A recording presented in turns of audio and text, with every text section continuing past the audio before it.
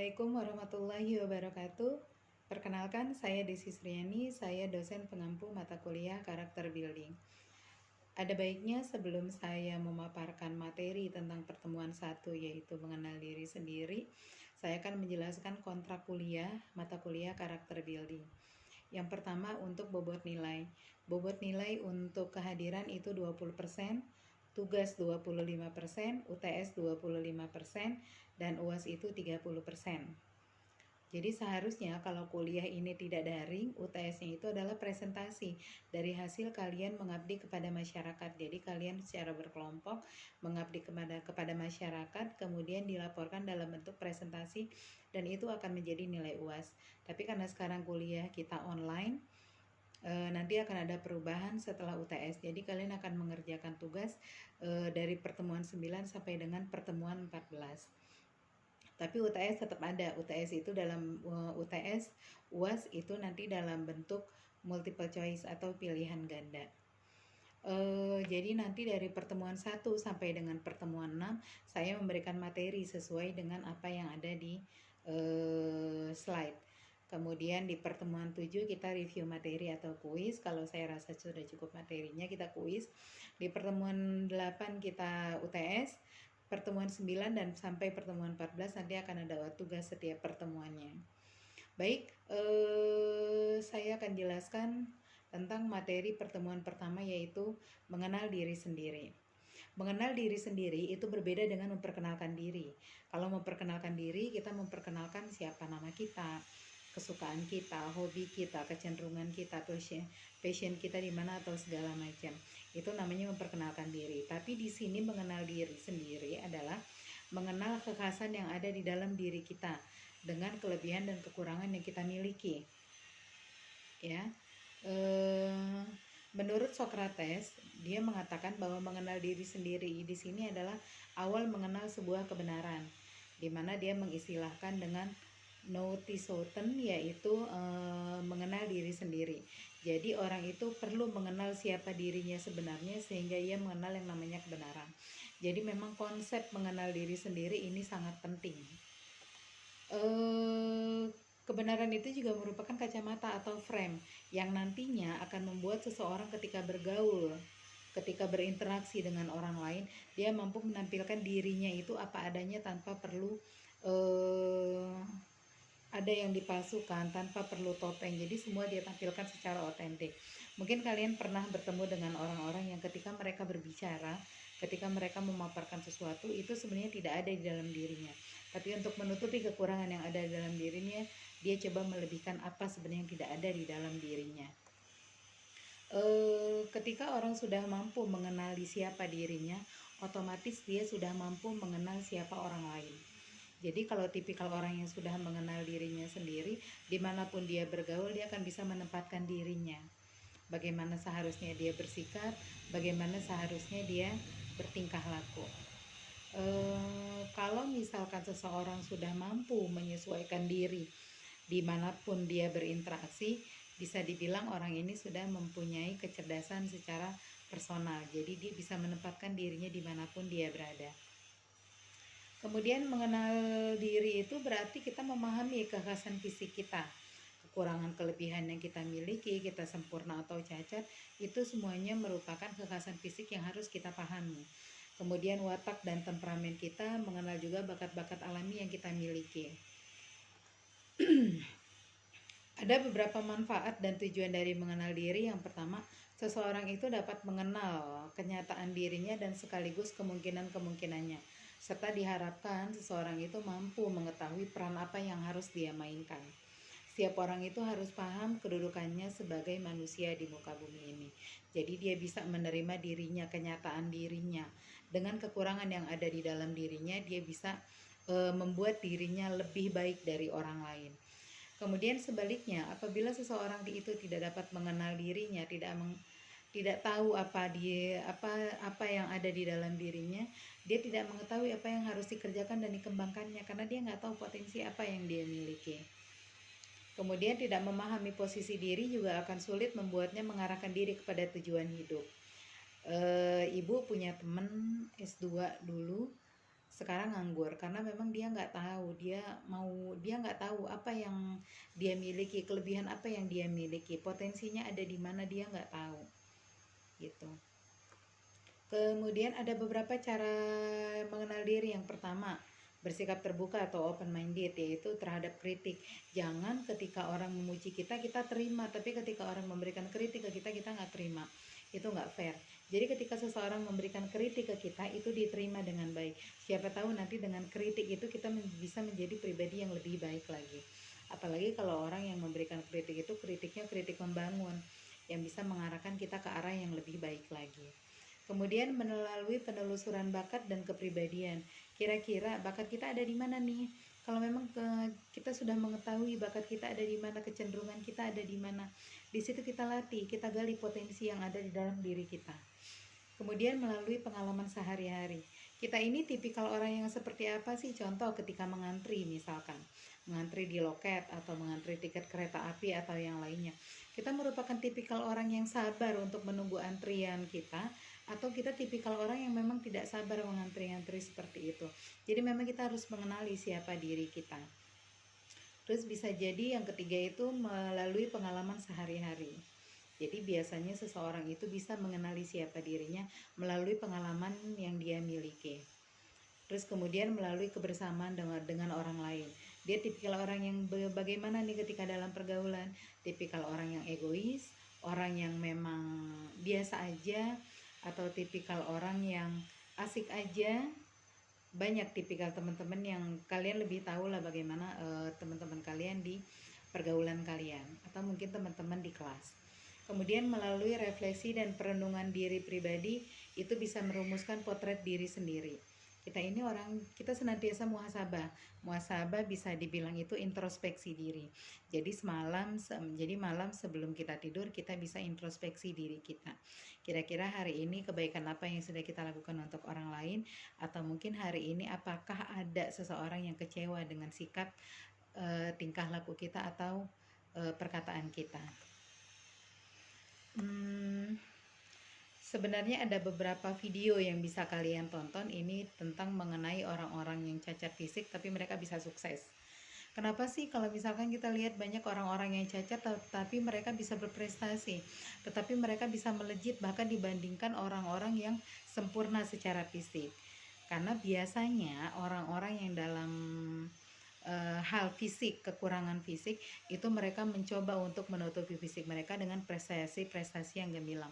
Tapi biasanya orang-orang yang memang sudah mempunyai kesempurnaan dalam fisik merasa, oh saya sudah cukup seperti ini. Apalagi orang yang memang memiliki, yang sekarang lagi terkenal itu good looking ya.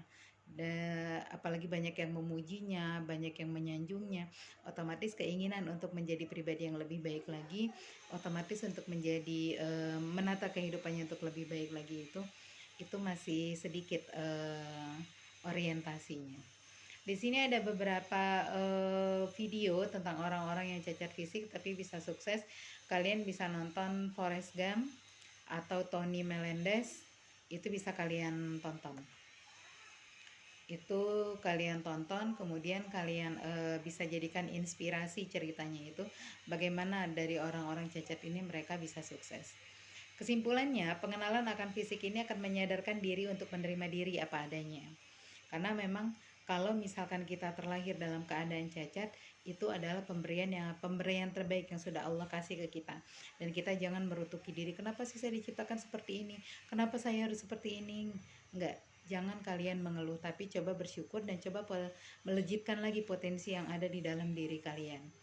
Kemudian dengan penerimaan diri, dengan kita bisa menerima kekurangan yang ada di dalam diri kita, terutama kekurangan fisik ya, itu kita bisa sukses mengembangkan diri, berangkat dari apa yang tidak kita miliki, berangkat dari ketidaknormalan kita ya, tidak menyalahkan keadaan fisik, tapi kita coba bangkit bagaimana caranya kita bisa dikenal orang, kita bisa bermanfaat untuk orang lain.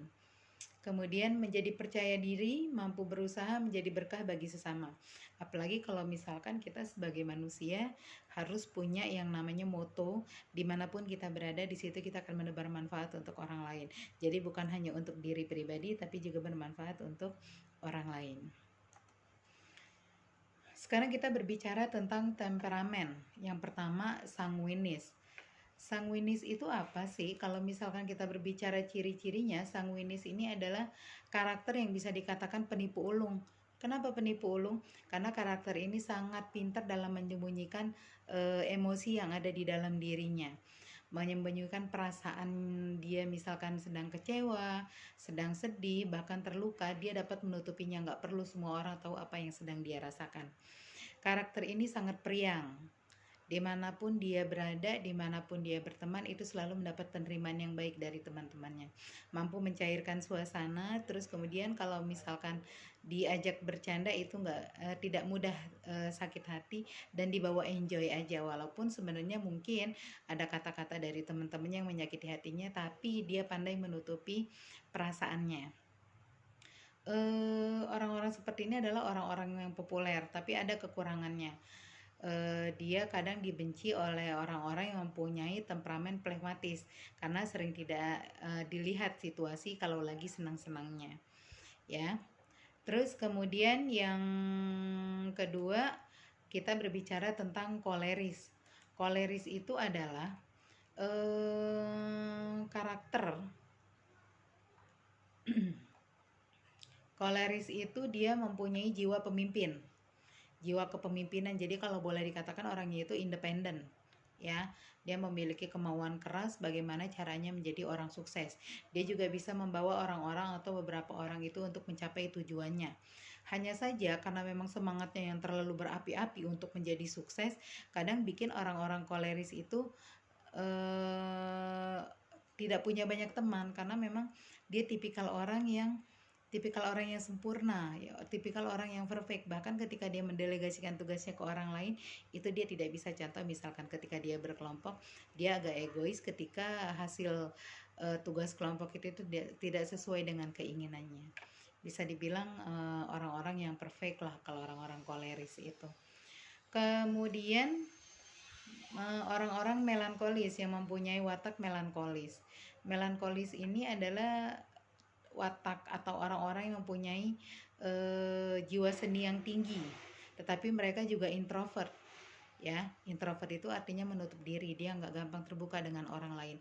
Jadi kalau misalkan kalian berteman dengan orang yang mempunyai pribadi melankolis, orang-orang yang tertutup, ketika kalian berteman itu nggak bisa sembarangan. Jadi memang dia menyekat dirinya, ada satu batasan yang memang orang nggak bisa ngelewatin. Jadi kalau misalkan kita bercanda dengan orang-orang melankolis, kita harus jaga-jaga karena memang dia langsung memasang sekat yang orang itu nggak bisa nembusnya gitu. Jadi kita ya sekedar bercanda aja, tidak seperti orang-orang sanguinis yang memang mereka terbuka aja diajak bercanda bagaimanapun.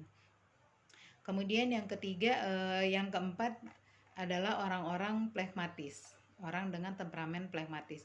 Dia ini adalah pribadi yang cukup pendiam, juga salah satu karakter pribadi yang nggak punya banyak teman, karena memang biasanya yang terkenal di kita itu anak-anak cupu itu memang nggak punya banyak teman, ya. Karakternya yang cukup tertutup. Terus kemudian tapi orang-orang yang seperti ini positifnya bisa dijadikan teman curhat dan dia bisa menyimpan rahasia kita. Ini hebatnya orang-orang yang bersifat flegmatis, dia mampu menjaga rahasia teman-temannya. Itu tadi beberapa jenis temperamen. Yang pertama ada sanguinis, koleris, melankolis, flegmatis. Dalam setiap individu tidak hanya ada satu temperamen, misalkan hanya sanguinis saja, ada koleris saja, tidak. Ada juga orang-orang yang memang perpaduan di antara keempatnya. Bisa jadi perpaduan antara sanguinis kolektif, koleris, ada melankolis sanguinis, flegmatis, atau perpaduan dari keempatnya. Itu adalah salah satu hal yang wajar, ya. Karena nanti kita akan berbicara tentang watak. Kemudian berbicara tentang kepribadian. Kepribadian itu merupakan salah satu organisasi dinamis di dalam individu, di mana dia terdiri dari sistem psikofisik yang menentukan tingkah laku dan pikiran secara karakteristik dalam menyesuaikan diri terhadap lingkungan. Jadi orang-orang dengan kepribadian, orang-orang itu memang harus mempunyai pribadi yang baik, di mana supaya dia bisa melebur ketika mereka berinteraksi dengan siapapun. Kemudian berbicara tentang watak. Watak ini totalitas dari keadaan dan cara bereaksi jiwa terhadap rangsang. Watak itu ada dua, ada watak yang dibawa sejak lahir, ini perpaduan dari kedua orang tua, gen dari orang tua, entah ayah entah ibu yang paling dominan. Kemudian ada juga watak yang diperoleh. Watak yang diperoleh bisa jadi watak yang diperoleh di bangku kuliah, di bangku sekolah, di pergaulan luas dan yang lainnya, itu semuanya watak yang diperoleh. Jadi memang watak kita dipengaruhi ada dua, ada watak yang dibawa sejak lahir dan juga watak yang diperoleh. Kemudian temperamen, tadi kita sudah berbicara tentang si ciri-cirinya atau karakteristik dari temperamen. Ini kalau boleh dikatakan temperamen itu adalah gejala karakteristik pada sifat emosi individu. Bisa juga dia bereaksi ketika dia terkena rangsangan, kemudian kekuatan dan kecepatannya bereaksi. Jadi segala cara daripada fluktuasi dan intensitas suasana hati. Jadi boleh dikatakan bahwa temperamen itu emosi yang ada di dalam diri kita. Dan emosi itu tidak bisa diartikan sempit bahwa emosi itu marah, tidak. Senang, sedih, kecewa, gembira, marah, itu masuk dalam kategori emosi. Bakat. Sekarang kita berbicara tentang bakat. Bakat itu adalah potensi yang dimiliki seseorang dari lahir. Jadi memang setiap orang itu adalah unik. Unik dalam artian mereka mempunyai bakat masing-masing, punya kelebihan dan kekurangan diri sendiri.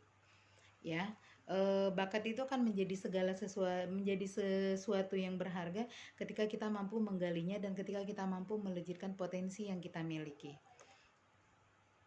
Bakat juga merupakan kemampuan khusus yang memungkinkan seseorang memperoleh keuntungan. Contoh gini, ibu itu dulu paling seneng waktu SMA itu paling seneng jalan kemanapun selalu bawa buku catatan kecil. Jadi kalau misalkan di tengah jalan ada hal-hal yang menurut ibu unik, itu akan ibu tulis kerangkanya, nanti di rumah ibu kembangkan, ibu jadikan tulisan.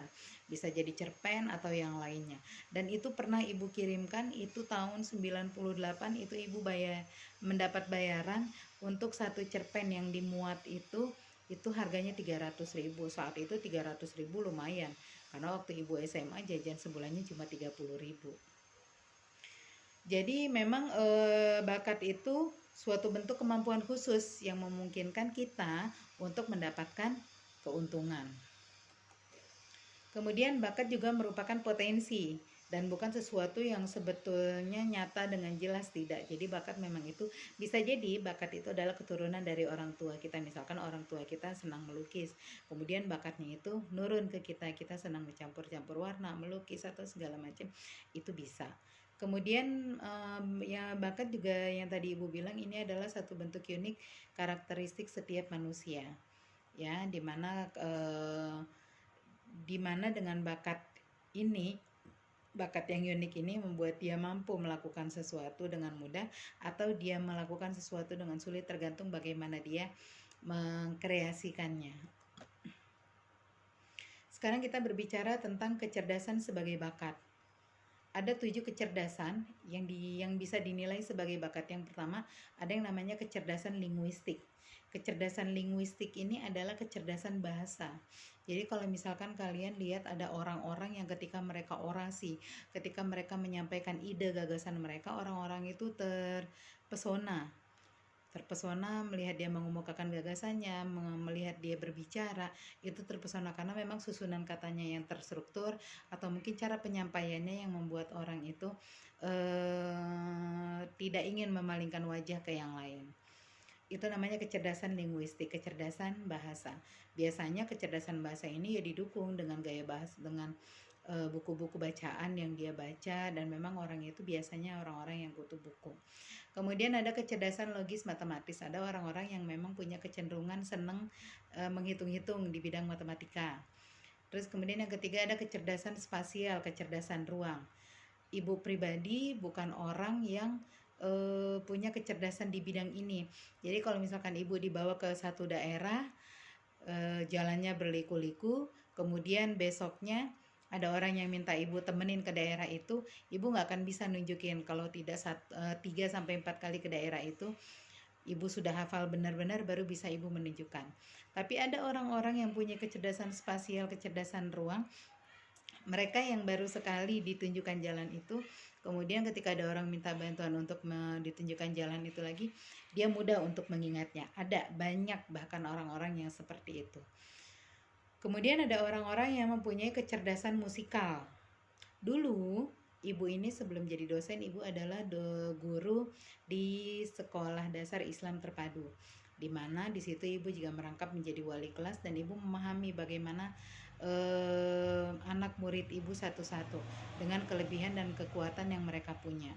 Mereka ada yang punya kecerdasan linguistik, ada yang punya kecerdasan matematika, dan yang lainnya. Pernah satu hari ketika ngambil rapot, ada orang tua murid yang dia mengeluhkan bahwa anaknya nilai rapotnya jelek dibandingkan teman-teman yang lain. Bahkan dia bilang, kayaknya anak saya itu terlalu bodoh ya Bu, gitu, karena teman-teman di kelasnya itu nilainya bagus-bagus. Saya coba jelaskan bahwa sebenarnya nilai itu hanya sebatas angka di atas kertas. Karena memang kecerdasan anak, setiap anak itu berbeda. Ternyata anaknya itu mempunyai kecerdasan di bidang musik. Anaknya pandai memainkan piano, yang bahkan satu teman kelasnya itu nggak ada yang pandai main piano kecuali dia. Ketika saya utarakan bahwa sebenarnya anak Bapak itu unik, anak Bapak punya kecerdasan yang luar biasa dibandingkan teman-temannya, dan itu juga harus dan patut untuk dibanggakan walaupun tidak ada nilainya di atas kertas. Akhirnya orang tua murid itu terbuka pikirannya. Semenjak itu sudah tidak pernah lagi yang namanya mendikte anak, melebeli anak dengan kata-kata bodoh dan yang lainnya. Karena biasanya ketika kita sudah memberikan predikat bodoh, bego, tolol ke anak, itu akan dia rekam, dia masukkan ke dalam akal pikirannya, otomatis nanti kedepannya dia tidak akan bisa berkembang. Karena biasanya anak-anak yang terbiasa dari kecilnya itu sudah terbiasa diberikan penghargaan, diberikan reward, bukan selalu punishment yang dikasih, itu nantinya akan menjadi anak-anak dengan pribadi yang percaya diri. Kemudian ada yang namanya kecerdasan kinestetik jasmani, jadi psikomotoriknya ini sangat bagus. Kemudian kecerdasan antar pribadi, bagaimana mereka bergaul dengan orang lain, bagaimana mencoba untuk memahami orang lain. Terus kemudian kecerdasan intrapribadi, bagaimana dia bisa kalau bisa dibilang cerdas secara spiritual, cerdas secara personal yang tadi telah Ibu sampaikan. Ada beberapa hal yang mempengaruhi bakat, yaitu unsur genetik, latihan, dan struktur tubuh. Ini nanti teman-teman tinggal baca aja kelanjutannya, karena kalau Ibu jelaskan terlalu banyak di sini nanti nggak ke-save videonya. Kemudian di sini akan Ibu jelaskan tentang mengenali spiritual. Mengenali spiritual ini sebenarnya ada 3 tipe. Ada yang namanya quieters, campers, dan climbers. Apa itu quitter, camper, dan climbers? Yang pertama, kalau misalkan nih Ibu ngejelasin 3 tipe ini dengan analogi seorang pendaki, di mana orang-orang dengan tipe quitter ini adalah orang-orang yang memang mereka siap untuk mendaki gunung. Siap mendaki gunung, sudah persiapannya sudah matang dan segala macam. Ketika mereka yang sudah mulai mau mendaki gunung, ada orang-orang di sekeliling mereka yang bilang, udahlah nggak usah naik gunung, kayaknya jauh deh, nanti capek di sana, nanti kedinginan, nanti kelaparan dan segala macem. Lagian kamu kan masih muda, lagian kan kamu masih kecil, nanti ini segala macem, ini itu. Akhirnya yang buat orang-orang quitter ini gagal untuk naik gunung, dan mereka memilih untuk mengurungkan diri.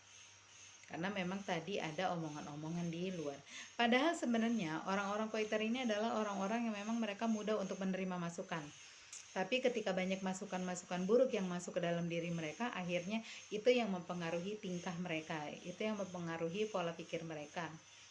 Kemudian yang kedua ada yang namanya camper. Camper ini adalah seorang pendaki yang memang mereka siap melakukan pendakian. Mereka melakukan pendakian sampai di tengah perjalanan mereka kecapean. Kita istirahat dulu yuk. Mereka istirahat, akhirnya mereka membuat sebuah tenda. Mereka buat sebuah tenda, tendanya dibikin nyaman, dibikin enak, dibikin santai. Akhirnya mereka lupa untuk jalan lagi, melanjutkan perjalanan kembali sampai puncak. Biasanya orang-orang tipe camper ini adalah orang-orang yang memang mudah puas. Contoh misalkan, udahlah gaji 7 juta sebulan cukup buat bayar kos, buat kasih orang tua, buat beli rokok, buat jajan ini. Udahlah cukup, itu juga masih ada lebihnya sedikit, mesti alhamdulillah gitu. Jadi memang mereka orang-orang yang senang berada di zona nyaman. tipe orang-orang yang cepat puas dengan apa yang sudah dimiliki sekarang, ya. Jadi mereka membuat tenda untuk istirahat, tapi mereka menetap di situ. Setelah istirahat selesai, mereka tidak langsung melanjutkan perjalanan untuk mendaki, tapi mereka tuh balik untuk pulang. Kemudian tipe yang ketiga ini adalah tipe climber. Tipe climber ini orang-orang yang tipikal orang yang mereka melakukan pendakian sampai puncak. Mereka terus mendaki sampai puncak mereka mendaki, tapi di tengah perjalanan mereka ketemu sama orang-orang camper yang lagi istirahat.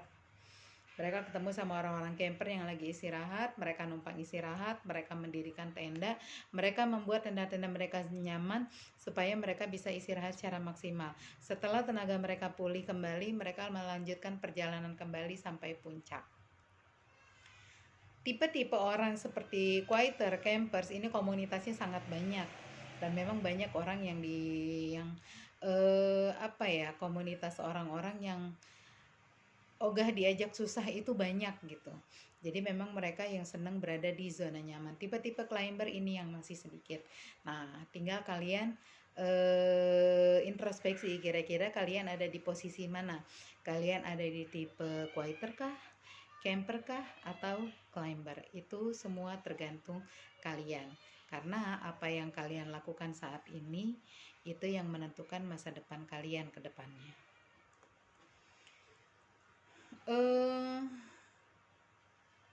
Aspek spiritualitas ini berhubungan dengan kehidupan manusia sebagai makhluk beriman. Sebenarnya ada manfaat lain dari Ibu menyambungnya tadi mengenali diri sendiri. Ini ada manfaat lain dari mengenali diri sendiri. Yang pertama itu, ternyata mengenali diri sendiri ini sudah banyak dipakai di dunia kedokteran untuk pasien-pasien yang memang mereka sudah angkat tangan dalam pengobatan dokter. Jadi banyak orang-orang itu disarankan untuk mencoba mengenali dirinya sendiri.